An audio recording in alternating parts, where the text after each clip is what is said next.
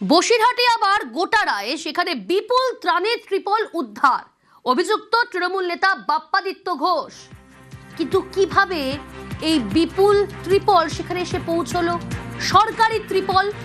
অনুপম রয়েছে আমার সঙ্গে। অনুপম, এত ত্রিপল মজুদ হলো কিভাবে, কারা করলো?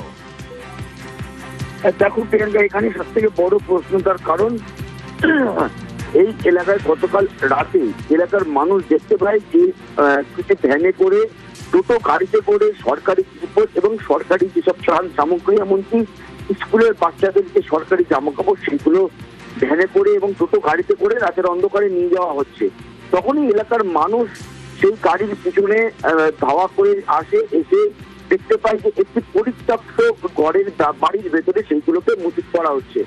তখনই এলাকার মানুষ সেই এলাকাকে বাচ্চাকে ঘিরে ফেলে এবং তারপরে বসিরহাট থানায় খবর দিলে বসিরহাট থানার পুলিশ এসে প্রচুর পরিমাণে রিপোর্ট উদ্ধার করে এবং তারপরে এলাকার একটি পুকুর থেকে প্রচুর পরিমাণে রিপোর্ট এবং জামা কাপড়, বাচ্চাদের ড্রেস উদ্ধার করেছে এবং তারপরে পাশে আরো একটি পরিত্যক্ত গোডাউন থেকে, সেখান থেকে প্রচুর পরিমাণে কয়েক হাজার ত্রিপল বাচ্চাদের সরকারি স্কুলের যেসব জামা কাপড় থেকে শুরু করে ত্রাণ সামগ্রী উদ্ধার করেছে। এলাকার মানুষের যেটা পরিষ্কার ভাবে যেমন যেটা দাবি করছে যে এখানকার যে বাপ্পাদিত্য ঘোষ, এলাকার তিনি বসিরহাট 1 নম্বর ব্লকের যিনি পঞ্চায়েতের সদস্য বাপ্পাদিত্য ঘোষ, এই বাপ্পাদিত্য ঘোষ এই বিপুল পরিমাণে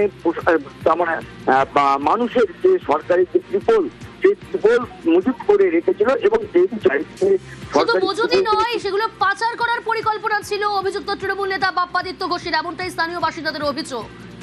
বেশ, বসিরহাট 1 নম্বর পঞ্চায়েত সমিতির জিবি মেম্বার বাপ্পাদিত্য ঘোষ, ত্রাণ সামগ্রী কিছু পাওয়া যাচ্ছে, তার মধ্যে ত্রিপল আছে যাতে পশ্চিমবঙ্গ সরকারের লোগো আছে। ওনার বাড়ি থেকে অনেকগুলো প্যাকেট বেরিয়েছে। যদি ঠিকভাবে তদন্ত হয়, এখান থেকে মাটি খুললে টাকা না পাওয়া গেলেও আপনার ত্রিপল পাওয়া যাবে।